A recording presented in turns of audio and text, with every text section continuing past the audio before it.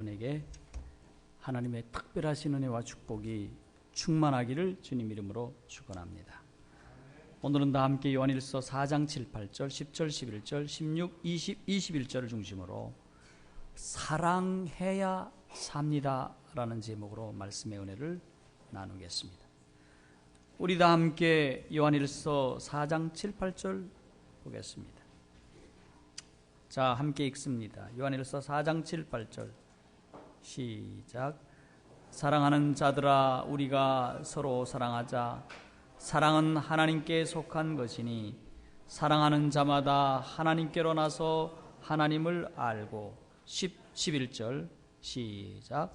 사랑은 여기 있으니 우리가 하나님을 사랑한 것이 아니요 오직 하나님이 우리를 사랑하사 우리 죄를 위하여 화목제로 그 아들을 보내셨습니다.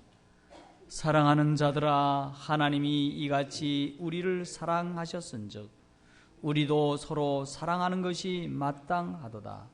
16절. 하나님이 우리를 사랑하시는 사랑을 우리가 알고 믿었노니 하나님은 사랑이시라. 사랑 안에 거하는 자는 하나님 안에 거하고 하나님도 그 안에 거하시느니라. 20, 21. 누구든지 하나님을 사랑하노라 하고 그 형제를 미워하면 이는 거짓말하는 자니 보는 바 그 형제를 사랑치 아니하는 자가 보지 못하는 바 하나님을 사랑할 수가 없느니라. 우리가 이 계명을 주께 받았나니 하나님을 사랑하는 자는 또한 그 형제를 사랑할지니라. 여러분, 비가 참 오랜만에 내렸죠, 그렇죠? 오랜만에 내리다 보니까 단비가 된 것 같습니다. 오랫동안 비를 못 받아놓으니까 땅들이 많이 기다린 것 같습니다. 오늘 성령의 단비가 여러분 가슴에 가득하심으로 큰 은혜를 나누시는 귀하고 복된 시기 되기를 바랍니다. 성도들이요, 진정한 사랑은 어떤 특성이 있을까요? 여러분, 사랑은 참 아름답다 얘기를 합니다. 하지만 사랑하는 것이 더 중요하다는 사실을 우리가 알아야겠습니다. 그렇습니까? 그렇습니다. 여러분, 사랑받는 물건과 심지어 동물, 식물도 아름답습니다.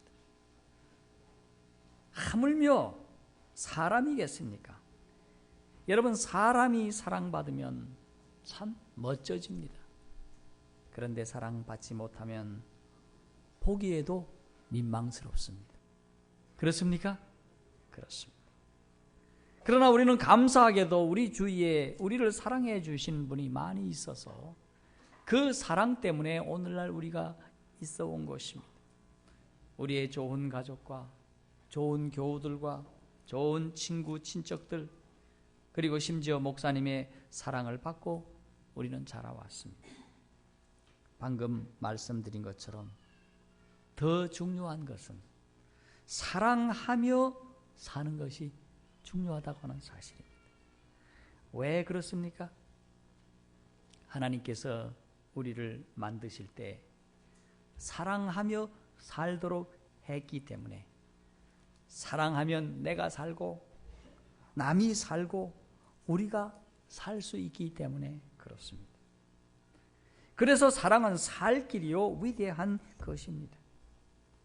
사랑하는 자가 그래서 존경받고 사랑받고 무엇을 하든지 이기고 결국에 가서는 구원을 받을 것입니다. 그래서 이 땅의 어머니들이 사랑을 가장 많이 하는지라 그래서 존경받는 분들인 것 같습니다. 우리 하나님은 어떠하십니까? 하나님께서는 세상을 이처럼 사랑하셨으므로 그 사랑이 우주에 차고 넘치고 있습니다. 그래서 그분은 모든 우주 거민들로부터 사랑과 존귀와 찬양을 받기에 합당하신 분으로 오늘 모든 살아있는 생물들이 그분께 찬양과 예배를 드리는 것입니다. 그러나 이 세상 사람들이 살아가고 있는 세상적 사랑은 어떠한 결과를 줄까요? 여러분, 세상 사랑을 하면 어떻게 될까요? 사랑은 여러 가지 종류가 있다 그러잖아요. 저는 오늘 두 가지만 나누랍니다. 세상 사랑을 하며 살아가면 어떨까요? 여러분, 그 사랑은 소유하고 싶고 사랑받고 싶은 욕망이 크기에 늘 채워지지 않음을 통해서 외로운 감정과 갑갑한 감정으로 살아갑니다. 그것은 마치 몸에 물을 공급해 주지 않으면 심한 갈증을 느끼듯이 이 사랑은 필요할 때 채우지 않으면 외로움과 고통 속에 살아가게 된다고 하는 것입니다. 그러기에 세상 사랑에는 채워지지 않는 갈망으로 늘 목마름으로 고독이라는 그림자가 늘 따르게 되는 것입니다. 우리가 지난 시간에 보았듯이 사마리아 여인이 그 사랑을 얻겠다고 여러 남자 갈아보았더니 결국은 자기만 망가진 거예요. 그런 꼴로 전락할 수밖에 없다.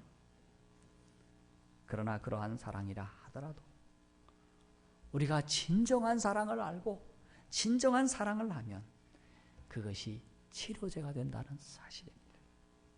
그러므로 사랑하는 성도들이여, 진정한 사랑을 하며 살아야 약입니다. 아멘입니까? 이것이 인간의 도리이기 때문에 그렇습니다. 왜 그렇습니까? 하나님께서 사랑이시고 그분의 피조물을 당신의 품성인 사랑으로 만드셨기 때문에 그렇습니다. 그래서 사랑하는 성도들은 반드시 must be, 영어로 말해서 must be, 반드시 사랑해야 살 수 있도록 만드셨습니다. 그러므로 인간 가족들은 서로 사랑하며 살라는 것이 하나님의 뜻이고 하나님의 섭리입니다. 예수님께서는 심지어 사랑의 대상으로 생각하지도 않은 원수까지도 무엇하며 살라고 말씀하고 있습니까? 내 원수를 뭐하라? 사랑하라.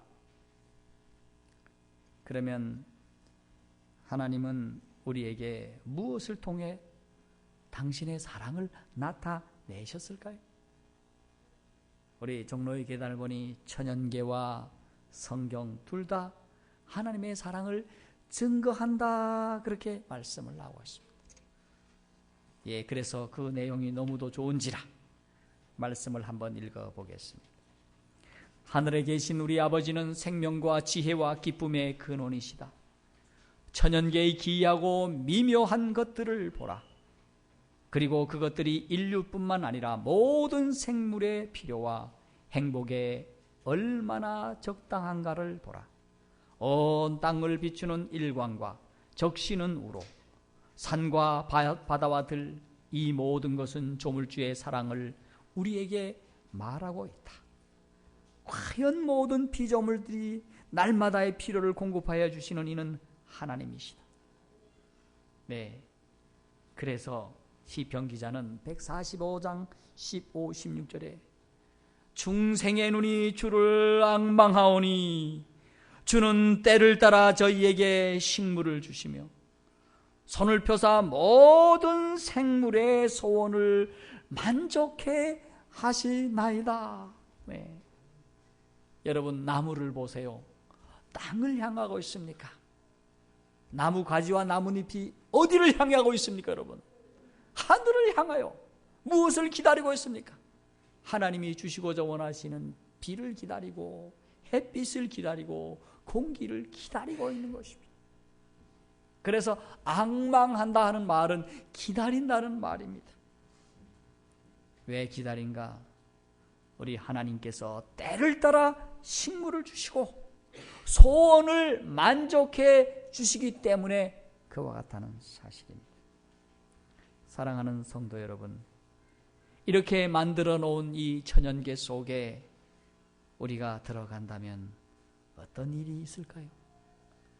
천연계는 마치 어머니의 품처럼 사람을 기쁘게 하고 행복하게 만듭니다. 우울한 사람들이 그곳에 계속 있다면 우울증이 달아날 것입니다. 피곤한 사람들은 그곳에서 회복될 것이고 병든 사람들은 천연계 속에 거하면 병이 낫습니다. 제가 횡성에 그 박철우 박동현 목사님의 아버님 박철우 장로님이 어느 날 만났는데 얼굴이 새카마셔서 장로님 웬일이시냐고 물었더니 목사님 말 마십시오. 하나님의 큰 은혜를 체험했습니다. 무슨 얘기입니까? 제가 아주 심각한 암이 왔습니다. 그런데 모든 것을 다 버리고 산속에서 6개월간 살았습니다.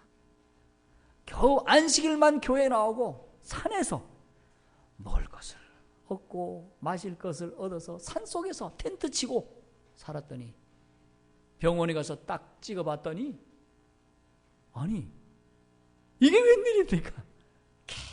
깨끗하게 병이 난 거예요. 네. 이렇게 천연계는 사람을 살려내는 하나님의 품입니다. 이런 것을 우리 하나님이 만들어 두셨다고 하는 것에 감사를 드리기를 바랍니다. 피곤하고 힘들고 어렵고 고통스러울 때 하나님의 품인 천연계에 안기십시오.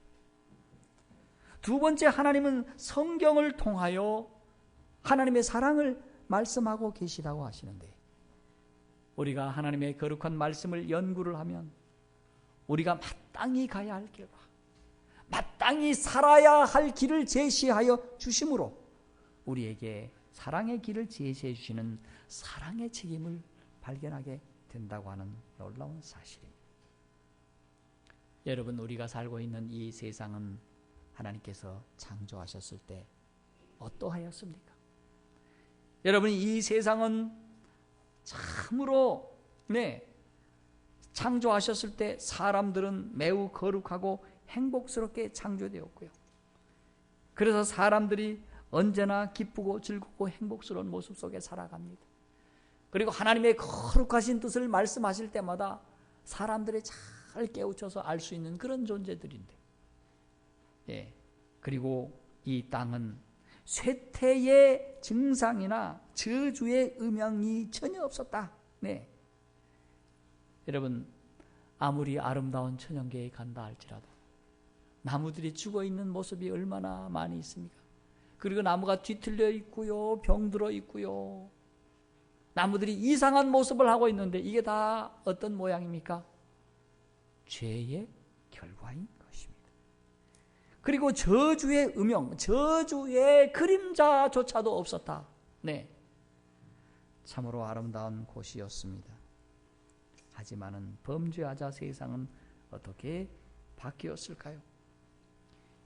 숱한 말씀이 있지만 간단히 말씀드려서 비애와 사망이 왔다. 슬픔과 고통이 왔다. 아픔과 눈물이 오게 되었다. 여러분, 병원 갈 때마다 아이고 또 가야 되나? 그 주사 맞을 때마다 아이고 아픈데 또 맞아야 되나? 피 뽑을 때마다 아이고 이거 또 해야 되나?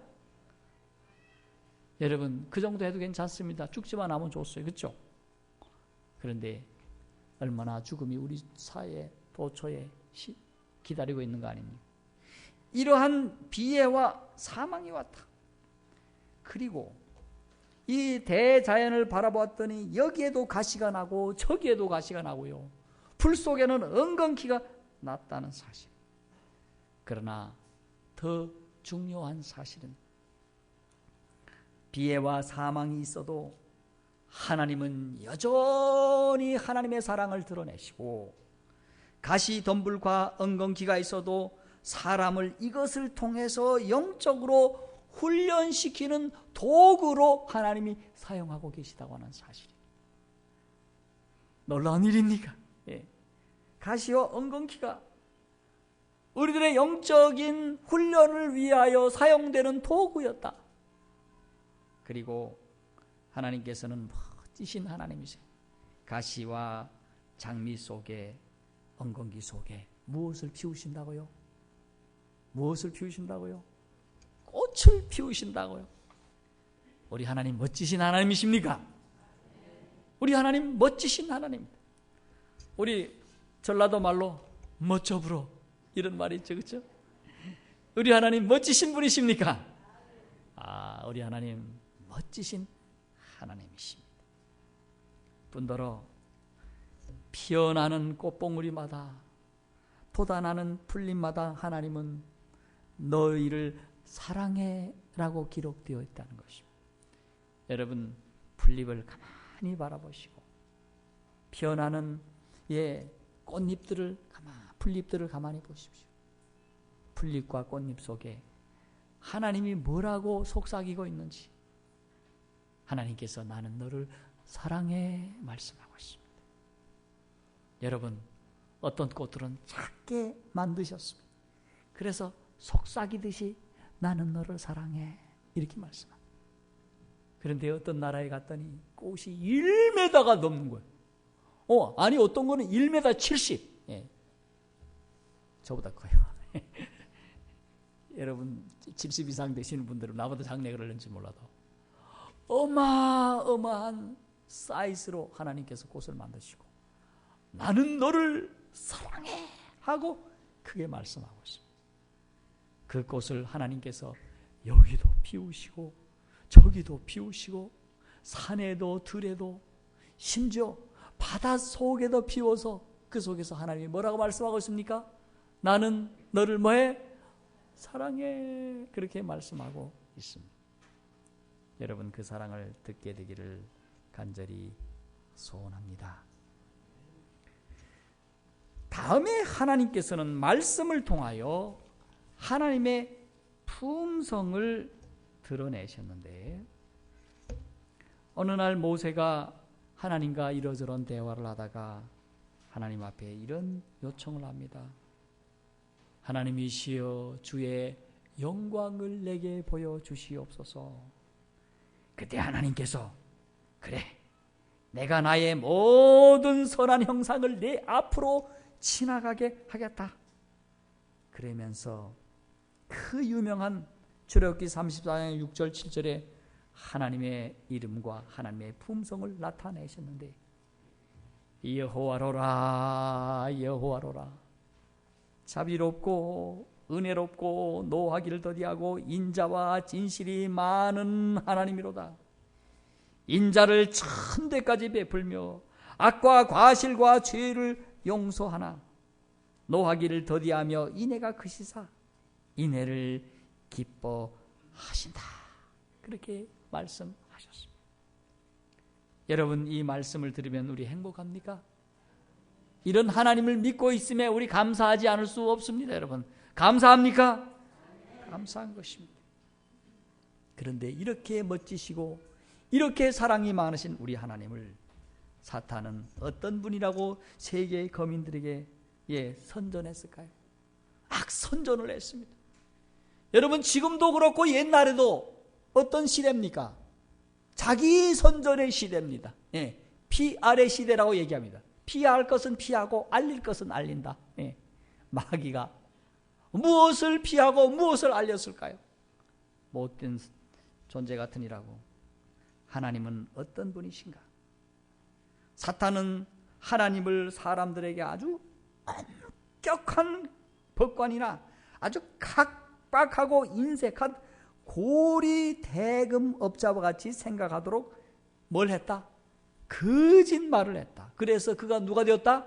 거짓의 뭐가 되었다? 아비가 되었다. 두 번째, 하나님께서는 사람들의 허물과 죄를 싹 찾아내가지고 저들에게 벌을 주려고 아주 질투의 눈을 항상 뜨시고 이렇게 보는 그러한 존재로 사람들에게 소개를 했다 하는 사실입니다.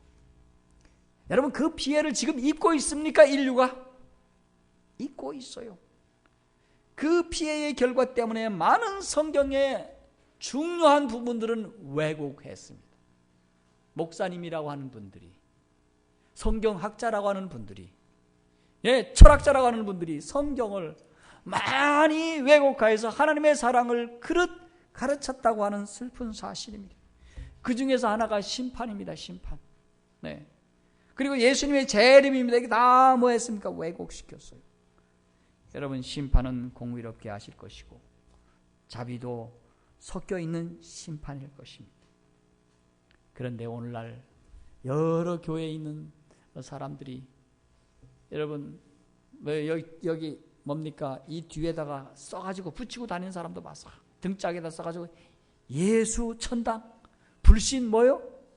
지옥. 여러분, 지옥이 어디 있습니까, 여러분? 여러분, 오늘 차를 타고 올라니까 교통지옥이요. 여러분, 공기가 좋습니까? 네, 공해 지옥이요. 여러분, 어디를 가든지 지옥이 없는 곳은 없어요. 여러분, 고등학교 3학년들은 입시 지옥에 시달리고 있는 거 아닙니까? 이 땅이 지옥이 되었습니다. 여러분, 성경을 왜곡시켜 놓으니까 성경에도 없는 지옥을 만들어 놓았는데, 그 지옥이 어떤 지옥이라는 겁니까? 이 땅에서 죄 지은 것 때문에 영원 무궁토록 그 뜨거운 불에서, 예? 여러분, 화상을 입고 또 입고 또 입고, 진짜 그걸 영원토록 받는다 생각을 해보시면, 이야, 정말 하나님은 엄청 나쁜 놈이네. 예. 그런 생각을 가져서 니체 같은 사람이 목사님 아들인데도 이상하게 마음을 먹었고요. 예. 그런 불가지론자들이, 무신론자들이 일어나게 되었다는 것입니다. 여러분, 하나님의 품성을 다시 한번 생각하셔야 되겠습니다. 그런데 하나님의 사랑을 가장 크고 가장 적절하게 보여준 사건이 있는데, 하나님이신 예수님이 이 땅에 오신 놀라운 일일 것입니다. 여러분들이 아마 지금쯤 이럴 겁니다. 오늘 성만찬 예식을 했으니 목사님이 좀 늦게 끝날 것이다. 예, 좀 늦게 끝납니다. 네. 언제까지 할까 하다가 한 10분만 더 말씀을 드리도록 하겠습니다. 여러분, 예수께서 이 땅에 오셔서 인류에게 무엇을 나타내셨을까요? 그동안 예수님이 이 땅에 오신 이유 중에 하나는 무한한 하나님의 사랑을 나타내심으로 목매한 오해를 없애기 위하여 오셨다고, 예, 종로의 계단에 말씀을 하셨습니다. 목매한 오해가 뭡니까? 방금 말씀드린 그런 것들입니다. 네. 우리 하나님은 어떤 분이다? 엄격하고요, 아주 각박하고요, 마치 뭐와 같아? 고리대금업자와 같아. 금방 말씀드렸는데 뭔 정신을 빠져가지고 이 말씀을 기억을 못하고 있습니까? 하나님이 어떻다고요? 또 안 들으시네. 어떤 분이다? 엄격하고요, 각박하고요, 고리대금업자 같다. 예. 돈을 말이죠. 요즘에 고리대금업자들이 많이 있습니까? 예. 돈 안 갚으면 어떻게 합니까? 불러다가 아주 엄청 조져버리죠. 그렇죠? 예. 뿐만 아니라 엄청 이자를 많이 물리죠. 이런 분으로 마귀가 몰고 갔다. 그다 어떤 분이라고 말씀하고 있습니까? 허물과 죄를 찾아내어서 벌을 주려고 아주 질투의 눈으로 맨날 살피는, 예, 이런 분이 하늘에 계시다고 하고 우리에게 천사를 딱 보내서, 이놈의 자식, 너 아무개 오늘 아침에 거짓말 하나 했지? 응? 오늘 누구에게 욕했지? 예, 지나간 여자 쳐다봤지? 남자 쳐다봤지? 예. 너 어제 저녁에 그 컴퓨터 안식일 날에 왜 안식일 날 컴퓨터 하냐? 예. 안식일 날 거룩하게 지켜야 되는데 텔레비 봤지? 예. 너 물건 살 때 그거 어떻게 했지? 예. 다 적어가지고, 하나님 요렇게 했습니다. 내가 다 알고 있다. 거기다 잘 적어놔라. 이제 봐라, 내가 이제 심판할 때 이놈의 새끼들 그냥 아주.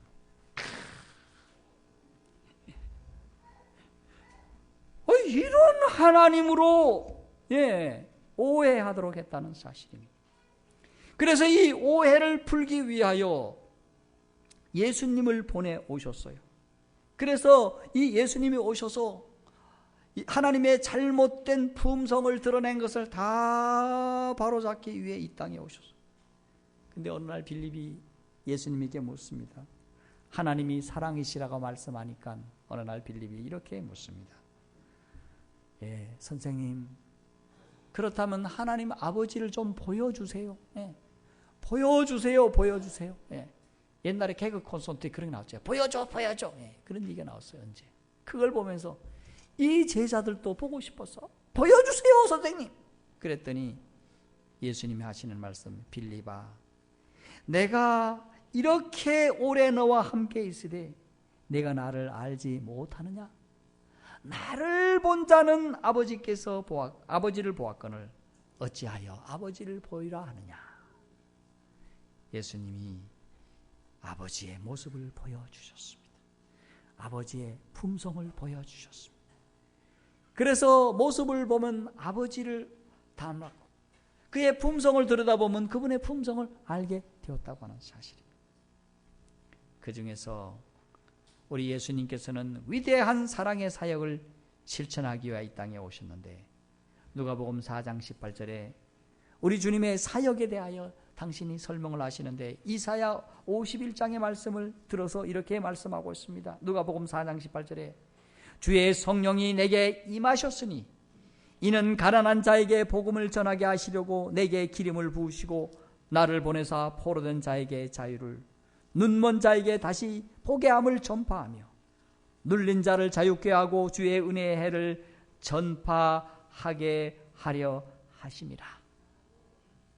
이것이 엘렌 화이트는 말하기를 누구의 무엇이다? 바로 예수님의 사업이다. 이것이 예수님의 비즈니스라고 하는 것입니다. 여러분의 비즈니스가 뭡니까?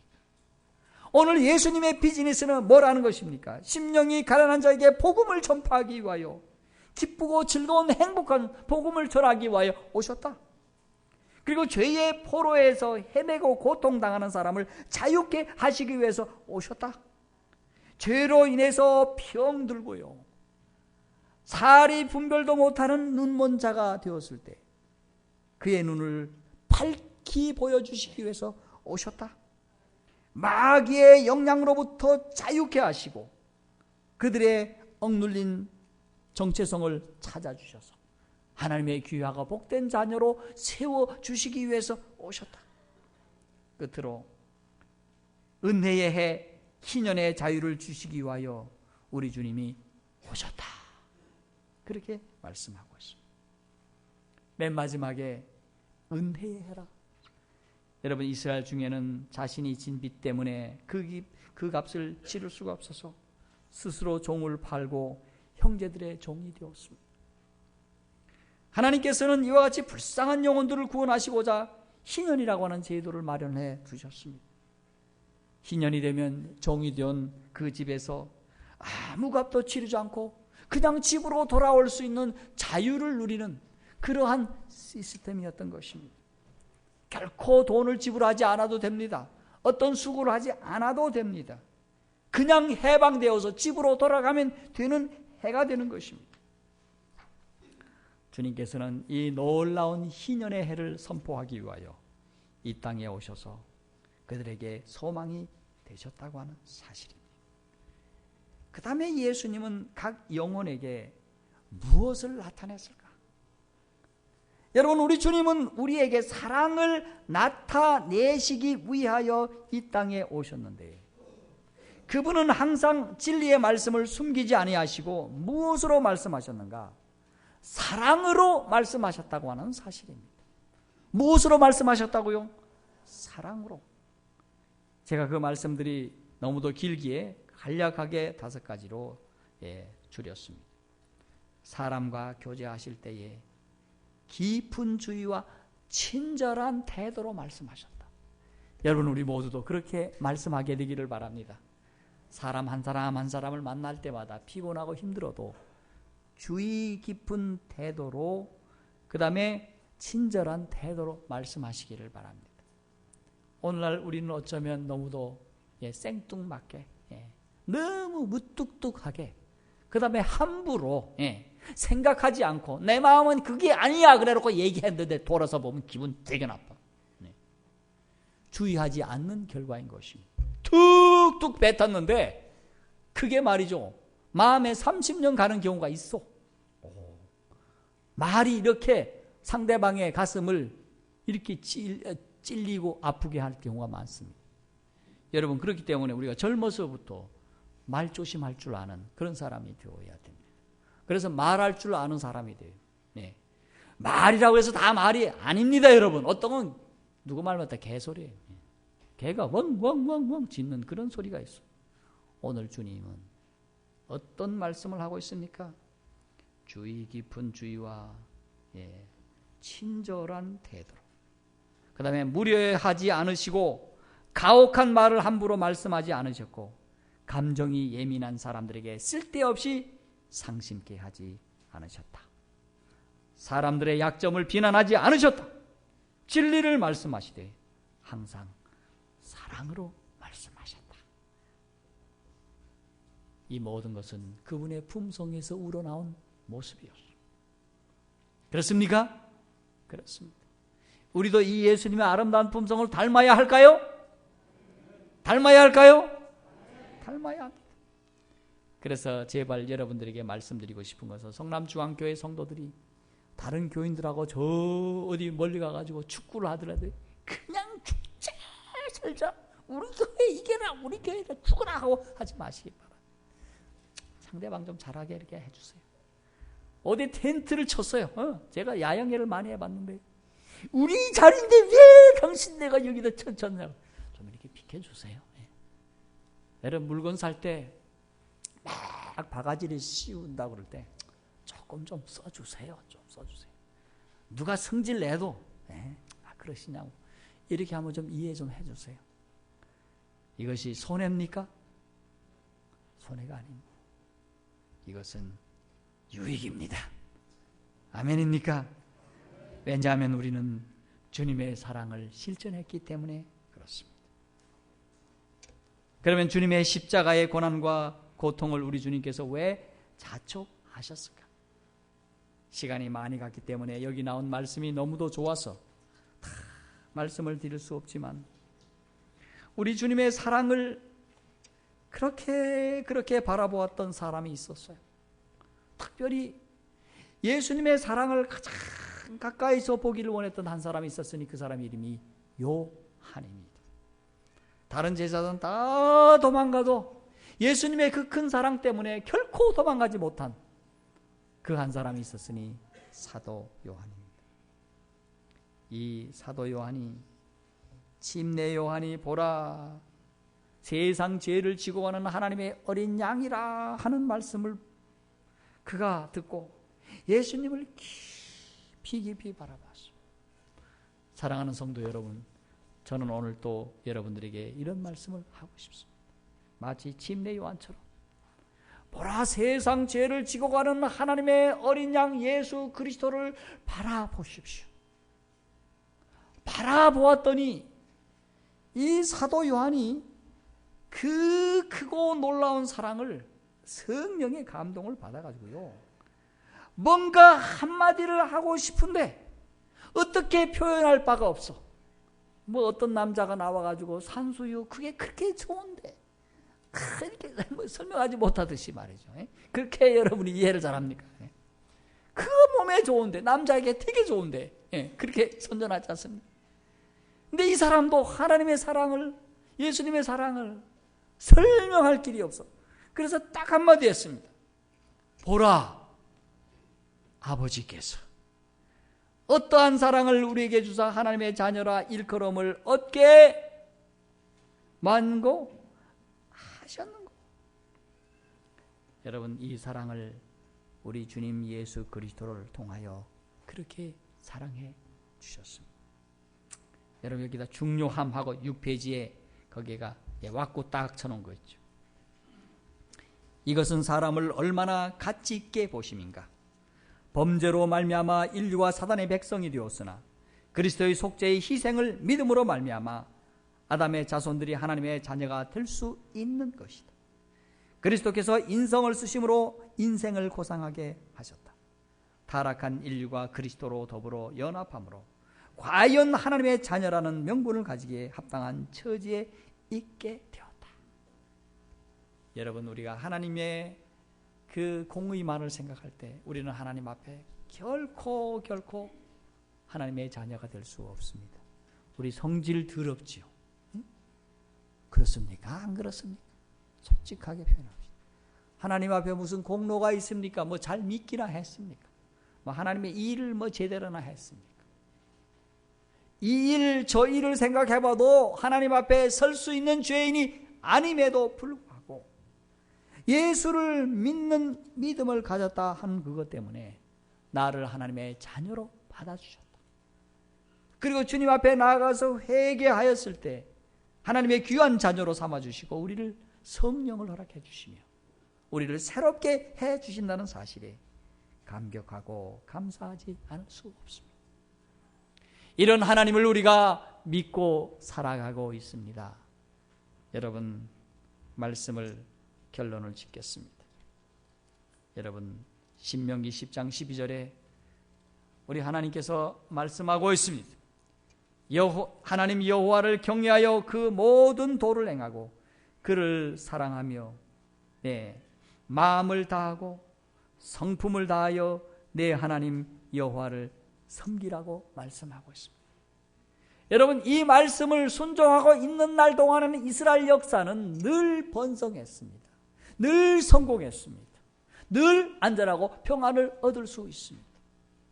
그러나 그들이 이 말씀을 간과하고 내 식대로 내 멋대로 살 때는 언제나 패배했고 언제나 평안하지 못하고 언제나 고통 가운데 살았다고 하는 사실. 그러므로 사랑하는 성도들이요, 하나님을 사랑하는 것이 살 길입니다. 여러분, 하나님을 믿고 따르는 것이 우리의 갈 길입니다. 그런데 우리는 어떻게 사랑해야 될까요? 여러분, 예수님께서도 마태복음 22장 37, 39절에 내 마음을 다하고 목숨을 다하고 뜻을 다하여 주 너의 하나님을 사랑하라 하셨으니 이것이 크고 첫째 되는 계명이요 둘째는 이와 같으니 내 이웃을 내 몸과 같이 뭐하라? 사랑하라. 이 두 계명이 온 율법과 선지자의 강령이라. 여러분, 그렇게 사랑하시기를 바랍니다. 우리 예수님께서는 한 발 더 나가서 마태복음 25장 40절에 너희가 여기 내 형제 중에 지극히 작은 자 하나에게 한 것이 내게 한 것이니라. 그리고 하나님의 사랑을 실천하기 위해서 보지 않는 하나님께도 잘 해야겠지만 보이는 우리 형제에게 물 한 그릇, 따뜻한 말 한마디, 따뜻한 사랑을 나눠주는 것. 누구를 위해 하는 것이다? 우리 예수님께 하는 것이라 말씀하고 있습니다. 여러분, 우리가 산을 옮길 만한 믿음이 있어도 사랑이 없으면 아무것도 아니라고 사도는 말씀하고 있지 않습니까? 믿음, 소망 세 가지, 이 모든 것이 다 소중하지만 그 중에서 가장 큰 것이 사랑이라고 말씀하고, 로마서 13장 8절로 10절에 사랑은 율법의 완성이라 그렇게 말씀하고 있지 않습니까? 그러므로 사랑하는 성도들이요, 사랑해야 삽니다. 어떻게 사랑할까요? 무엇을 사랑할까요? 하나님을 사랑하시고 우리의 이웃을 사랑하시기를 바랍니다. 하나님이 우리에게 주신 신령한 율법 계명을 사랑하시기를 바랍니다. 그리고 우리 가족을 사랑하시고 교회를 사랑하시고 그분이 우리에게 나누어 준 일들을 사랑하십시오. 그리고 사람을 죽도록 사랑하신 하나님을 더욱 사랑하시며 살아가도록 하십시다. 여러분, 세상 사랑으로는 망가진 우리의 모습을 온전히 바꿀 수 없습니다. 세상 사랑식으로 여러분이 살아가면 망가집니다. 세상 사랑식으로 여러분이 살아가면 다 파멸될 것입니다.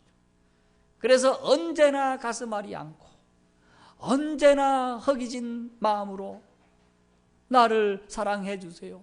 남편은 아내에게, 아내는 남편에게, 애들이 말이죠, 사랑 안 해주면 기분 나쁘고, 또 누구에게 기분 나쁘고 누구에게 제가 어느 교회에 있을 때 일이었어요. 그분이 우리 교회에 조금 일찍 나온 분이에요. 근데 그분을 좀 믿고 우리 새로운 분을 위해서 뭐 생일상을 한번 좀 차려보고 싶었어요. 그 사람을 좀 전도를 하고 싶었어요. 그랬더니 그 사람이 내가 종입니까? 내가 왜 그걸 왜 합니까? 여러분, 우리가 진정한 사랑을 실천하려면 폐일원하고 여러분 내 속에 하나님의 진정한 사랑을 우리가 받아야만이 이런 사랑을 할 수 있습니다. 고로 여러분 하나님 앞에 기도하십시오. 하나님 우리에게 참 사랑을 가르쳐 주시고 그 참 사랑을 받은 것을 실천할 수 있도록 해달라고 기도하시기를 바랍니다. 그래서 한 주 동안 그와 같은 시간을 갖게 되기를 바랍니다. 그 다음에 예수님의 품성을 바라보시고 그분의 품성대로 살도록 여러분 기도하시기를 바랍니다. 여러분 7쪽에 이거 보셨습니까? 여기에 4가지 여러분들에게 제안을 드렸습니다.